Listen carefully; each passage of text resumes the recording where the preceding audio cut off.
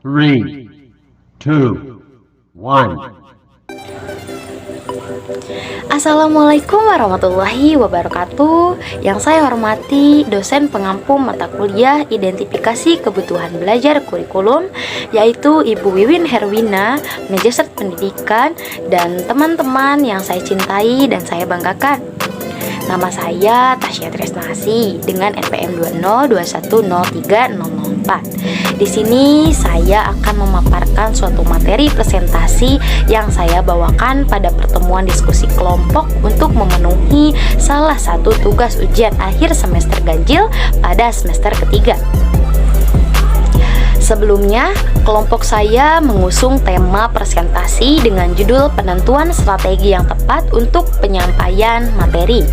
Namun, di subjudul tersebut saya memegang poin mengenai kriteria dalam menentukan media pembelajaran yang tepat dan kriteria pemilihan media pembelajaran.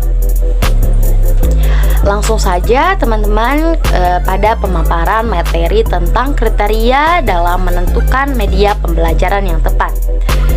Media pembelajaran merupakan salah satu komponen penting dalam menjalankan proses pembelajaran.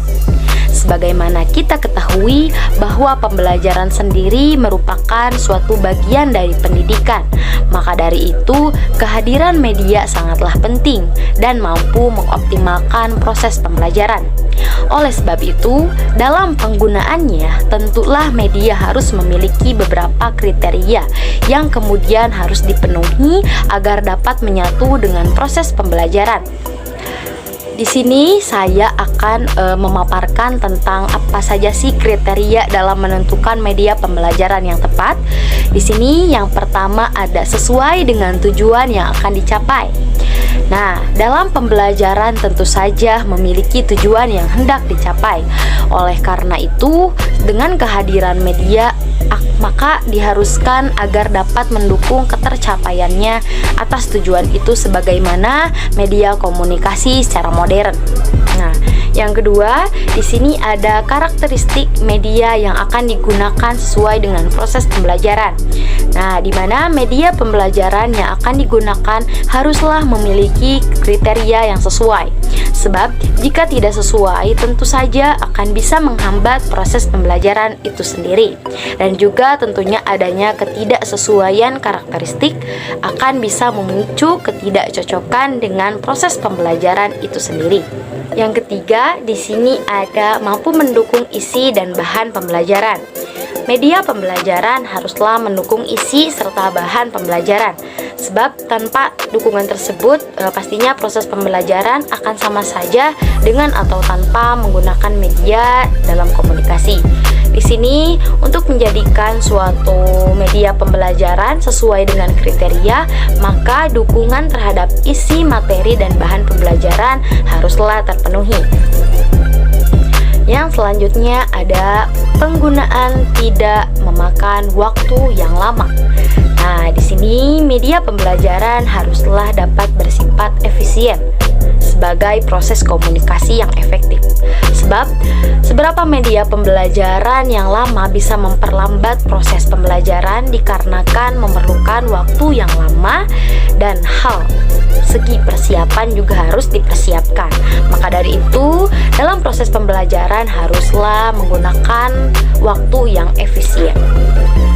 Baik, untuk selanjutnya di sini saya akan memaparkan materi yang kedua, yaitu materi tentang kriteria pemilihan media pembelajaran yang baik. Nah, di sini saya mengutip salah satu ahli yang menjelaskan bahwa kriteria pemilihan media bersumber dari konsep bahwa media pembelajaran itu merupakan bagian dari sistem instruksional secara keseluruhan.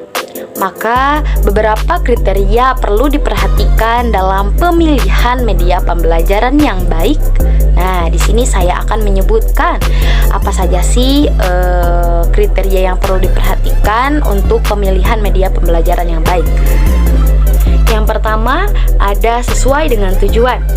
Media pembelajaran harus sesuai berdasarkan tujuan instruksional, di mana akan lebih baik jika mengacu setidaknya 2 dari 3 ranah kognitif, efektif, dan psikomotorik. Hal ini bertujuan agar media pembelajaran sesuai dengan arahan dan tidak melenceng dari tujuan. Yang kedua ada praktis, luas, dan bertahan. Media pembelajaran yang dipilih tidak harus mahal dan selalu berbasis teknologi. Pemanfaatan lingkungan dan sesuatu yang sederhana namun secara tepat akan lebih efektif dibandingkan media pembelajaran yang mahal dan rumit. Simple dan mudah dalam penggunaan patut menjadi bahan pertimbangan utama dalam memilih media pembelajaran. Yang ketiga, mampu dan terampil menggunakan.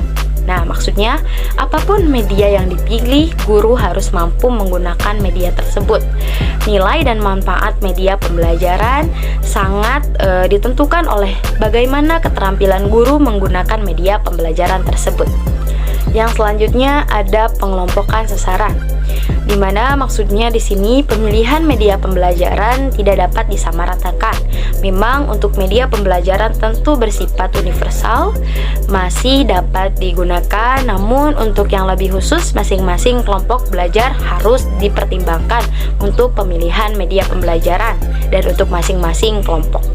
Yang terakhir dalam pemilihan proses media pembelajaran di sini ada mutu teknik, di mana pemilihan media yang akan digunakan harus memenuhi persyaratan teknis tertentu. Guru tidak bisa asal begitu saja menentukan media pembelajaran, meskipun sudah memenuhi kriteria sebelumnya. Setiap media pembelajaran tentu memiliki standar tertentu agar produk tersebut layak digunakan untuk media pembelajaran. Baik teman-teman, di sini saya akan menyimpulkan mengenai pembahasan yang saya tadi paparkan. Yaitu kesimpulannya adalah memang dalam suatu proses pendidikan, kegiatan belajar mengajar merupakan suatu hal yang penting, di mana dalam kegiatan ini terjadi interaksi antara peserta didik dan pendidik di kelas.